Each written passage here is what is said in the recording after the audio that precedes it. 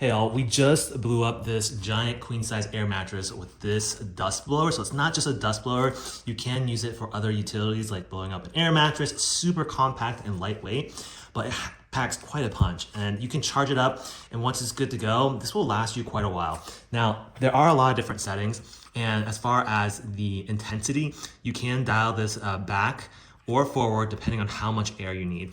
And you can attach these attachments on both ends. So depending on whether you want to inflate an air mattress or deflate an air mattress, you just place the nozzle on the other side. Now, it also does come with a number of attachments. So if you wanted to clean your keyboard or your computer or PC or other areas, you can use this brush to vacuum it off. Now, as far as vacuuming, actually, you can more so use it to blow it off. Blowing it off is probably better rather than vacuuming, because while you can use this to vacuum, there isn't like a airbag or trap to capture the dust. So you'd essentially be blowing it out the other way.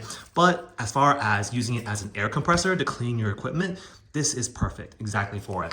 It does come with this extension as well to get to hard to reach places. And of course, it does come with a USB-C cable so you can charge it right here. It also does come with a little light so you can see what you're doing as you're doing it. And this is the activation button to turn on the fan. This is the power level. So we'll go ahead and turn it on so you can hear how loud it is.